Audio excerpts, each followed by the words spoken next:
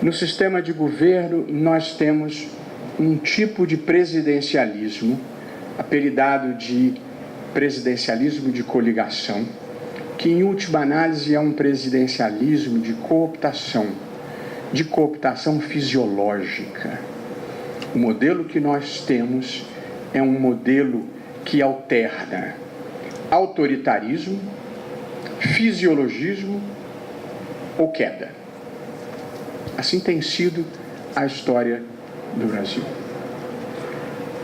O fisiologismo decorre de um modelo em que a aprovação de qualquer medida importante no Congresso precisa ser negociada não institucionalmente, não com ideias, mas individualmente com cada voto ao preço que ele custa. E o preço que custa, como nós vamos ver logo em seguida, é o preço fisiológico do empreguismo, dos juros subsidiados, das nomeações para empresas estatais e de coisas piores. Portanto, é preciso revisitar o modelo presidencialista brasileiro. Ele é fomentador da corrupção. O sistema eleitoral também tem problemas graves e dramáticos, embora seja difícil produzir consenso para resolvê-los. O sistema eleitoral brasileiro, para a Câmara dos Deputados, que é onde está o problema, é um sistema proporcional em lista aberta. Este é um sistema em que o eleitor vota em quem ele quer. Essa é a parte boa. O problema é que ele não tem a menor ideia de quem ele elegeu. Essa é a parte ruim. É uma das partes ruins. A segunda é que o sistema é muito caro. E boa parte da corrupção no Brasil está associada ao financiamento eleitoral. Não é difícil demonstrar por que o sistema político brasileiro fomenta a corrupção. É uma operação aritmética de baixa sofisticação, que pode ser exposta da seguinte forma: uma campanha para a Câmara dos Deputados, em quase qualquer estado da federação, custa, em valores modestos, entre 4 a 5 milhões de reais. Esse é o custo da campanha. Um deputado, o máximo que pode receber líquido em 4 anos de mandato é 1 milhão e 100 mil reais. A diferença entre o custo e o recebimento é a explicação para boa parte dos problemas que nós vivemos no Brasil. Ainda esses dias, a minha mulher conversava com uma pessoa conhecida que disse: meu marido, ele é parlamentar, mas agora ele não recebe mais dinheiro. E aí a minha mulher perguntou: mas pararam de pagar os subsídios? Não é disso que eu estou falando. Se incorporou à cultura que há uns dinheiros que vêm de algum lugar. Uns dinheiros. Portanto, o sistema eleitoral, o custo da campanha eleitoral, do modelo político, é causador disso.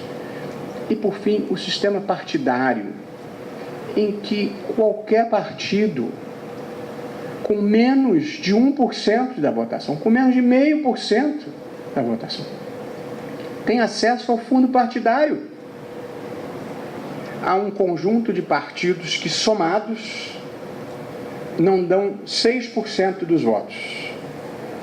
E eles receberam 63 milhões de reais, cuja prestação de contas é lamentavelmente ruim e que, em última análise, cria um modelo em que essas pessoas vivem de se apropriar privadamente do dinheiro do fundo partidário e de vender tempo na televisão. Portanto, o sistema partidário brasileiro é a institucionalização da desonestidade. Duro como seja constatar isso. Portanto, o sistema é muito ruim. O grande problema é que as mudanças necessárias numa sociedade democrática, como se impõe, depende das pessoas que, em última análise, se beneficiam desse sistema. E, portanto, não é difícil compreender por que há tantos anos se fala em reforma política e não se consegue avançar nesta agenda.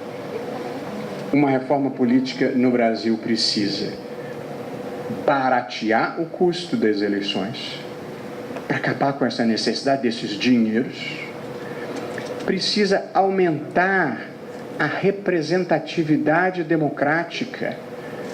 Menos de 10% dos deputados no sistema de voto em lista aberta, proporcional em lista aberta, menos de 10% dos deputados são eleitos com votação própria. Mais de 90% são eleitos com as transferências internas dos votos do partido. Portanto, nós temos um sistema em que o eleitor não sabe quem ele elegeu. E o parlamentar não sabe por quem ele foi eleito. Portanto, é um sistema em que um não tem de quem cobrar e o outro não tem a quem prestar contas. Se qualquer um dos senhores quiser saber como votou o seu parlamentar na reforma trabalhista, ou como é que ele se posiciona em relação à reforma da Previdência, não tem como saber. Porque você não sabe exatamente quem você colocou lá. E não por acaso, se nós fizermos um levantamento aqui, quase ninguém lembrará sequer em quem votou para deputado federal nas últimas eleições. Portanto, é um sistema sem representatividade, sem accountability, para usar a palavra da época. E, no sistema partidário, as reformas últimas, pelo menos, acabaram com a coligação nas eleições proporcionais, que era um drama porque dava sobrevida a esses pequenos partidos, e há uma cláusula de barreira um pouco baixa, mas que talvez possa ajudar a resolver o problema. Mas enquanto o custo das eleições for desse tamanho, é muito difícil estancar esta sangria, digamos assim. O Supremo, acho que deu uma colaboração importante nessa matéria ao derrubar o modelo mafioso de financiamento eleitoral por empresa que vigorava no Brasil. Só que a derrubada dos mecanismos de financiamento, pelo menos como eu imaginava, deveria ter propiciado a mudança do sistema eleitoral para uma fórmula mais barata. Agora nós criamos uma situação complicada. Continua custando caro, mas não cabe mais financiamento por empresa. E, portanto, há temores fundados de que esse dinheiro possa estar vindo de novo de lugares errados, seja Caixa 2, seja a criminalidade organizada. Portanto, é preciso mudar o sistema eleitoral para um sistema mais barato. Quase todo mundo que eu conheço, de lideranças políticas a professores, em toda parte, é a favor do voto distrital misto. O Partido dos Trabalhadores é a favor do voto distrital misto. O PSDB é a favor do voto distrital misto. E o raio do voto distrital misto não passa nunca. Portanto, há interesses que impedem, pelo menos, esta experiência alternativa. Eu não tenho certeza que um outro modelo vai funcionar, mas eu tenho certeza de que este modelo fez do Brasil o 96º país mais corrupto do mundo. E, portanto, a gente tem que pensar uma fórmula alternativa. Sempre que alguma coisa não está funcionando, a gente tem que ser capaz de pensar uma fórmula alternativa. Portanto, acho que a reforma política continua a ser uma agenda inacabada no Brasil e é preciso experimentar alguma coisa diferente, alguma coisa alternativa. As consequências da corrupção são muito fáceis de se identificar. Elas levam à apropriação privada do espaço público ela compromete os projetos de desenvolvimento e de redistribuição de renda, ela deslegitima os governos e ela diminui a confiança que as pessoas têm umas nas outras. Onde há a percepção de que a desonestidade campeia, as pessoas não se acreditam, as pessoas não se confiam. E é ruim viver num mundo em que a gente não possa confiar no próximo. Eu insisti nessa questão da reforma política porque eu acho que ela é decisiva. Eu falo disso há tantos anos, eu já escrevi trabalhos acadêmicos, eu escrevi uma proposta de reforma política para o Brasil há uns 13 anos atrás, onde eu falo sobre isso. Me lembro uma passagem que se atribui ao Carlos Drummond de Andrade, que entrou num sebo e lá ele encontrou um livro dele próprio, Carlos Drummond, com uma dedicatória para um amigo que ainda estava vivo. Joaquim, ele ficou zangado, comprou o livro de novo, mandou para o amigo e disse: para fulano de tal, insistentemente. Portanto, eu insistentemente acho que esta é uma página que nós precisamos acabar de escrever na história do Brasil. E aqui chego à terceira e última parte da nossa conversa, que é o enfrentamento da corrupção. A primeira coisa que é importante identificar, eu penso, é a extensão e a profundidade do problema. A corrupção no Brasil, ela não foi o produto de algumas falhas individuais, de pequenas fraquezas humanas. Nós estamos falando de esquemas profissionais de arrecadação e de distribuição de dinheiros. Um esquema cujo contágio envolveu muita gente. Agentes públicos, agentes privados, empresas estatais, empresas privadas, membros do Executivo, partidos políticos, membros do Congresso Nacional. É impossível não sentir vergonha pelo que aconteceu no Brasil. A extensão e a profundidade desta corrupção, que não foi um conjunto de fatos individualizáveis, foi um esquema generalizado. Triste como seja reconhecer isso. Criou-se no Brasil um modo específico de se fazer política e de se fazerem negócios, que funcionava assim.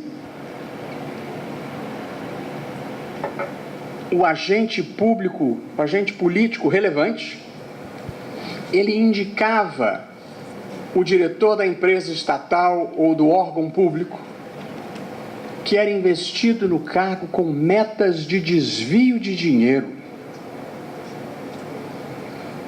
O dirigente estatal, com metas de desvio de dinheiro, fraudava uma licitação para contratar uma empresa que fosse parte do esquema.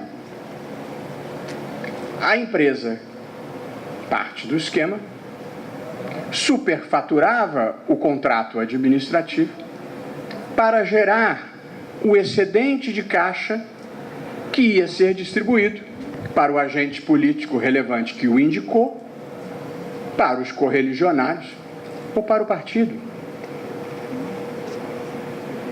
Isso não foi um modelo isolado que se identificou. Este era, e em certa medida ainda continua a ser, o modo natural de se fazer política e de se fazerem negócios no Brasil. Outros esquemas havia. Como tudo depende de financiamento público, o financiamento público só sai com propina.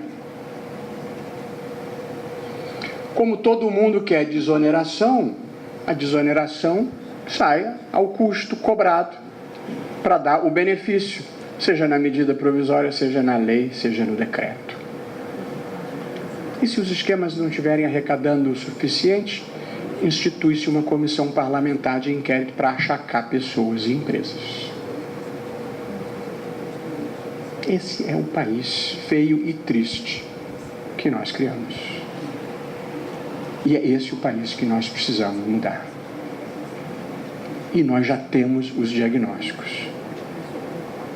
Nada do que eu estou dizendo é porque eu acho, ou é porque eu não gosto do presidente atual, ou porque eu não gostava da presidente anterior, ou porque eu estou de um lado ou estou do outro. Uma democracia comporta projetos liberais de poder, comporta projetos progressistas de poder, comporta projetos conservadores de poder. A democracia é lugar para todo mundo. Só não pode haver um projeto desonesto de poder. Um projeto que seja baseado na apropriação privada do espaço público. Há um livro, belíssimo livro, recém-traduzido para o português, chamado Por que as Nações Fracassam, de um professor de Harvard, de um professor do MIT, no Instituto de Tecnologia do Massachusetts. E neste livro, que é extraordinário, eles demonstram que a prosperidade ou a pobreza das nações depende de você ter instituições econômicas e políticas inclusivas. E a pobreza e o fracasso das nações se dá quando você tem elites que criam instituições extrativistas, instituições que, em última análise, sugam para si os recursos do Estado. Pois eu digo, a corrupção no Brasil é produto de um pacto oligárquico celebrado entre parte da classe política, parte da classe empresarial e parte da burocracia estatal para saque do Estado brasileiro, para desvio de dinheiro do Estado brasileiro. E, portanto, não é fácil desmontar essa estrutura que em toda parte naturalizou coisas erradas. E as pessoas já nem percebem que há coisas erradas acontecendo. E agora, muitos já perceberam, você enfrenta a grande e compreensível reação. Há, hoje no Brasil,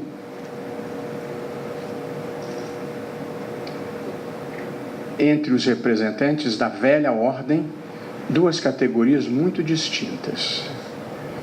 A dos que não querem ser punidos pela imensa quantidade de malfeitos que fizeram, mas há um lote pior, que é o dos que não querem ficar honestos nem daqui para frente. E é imensa a quantidade de pessoas que milita na manutenção desse status quo. Eles não sabem viver honestamente. É como ter que nascer de novo. Gente que acostumou a viver com o dinheiro dos outros. Gente que acostumou a viver tomando o que é dos outros.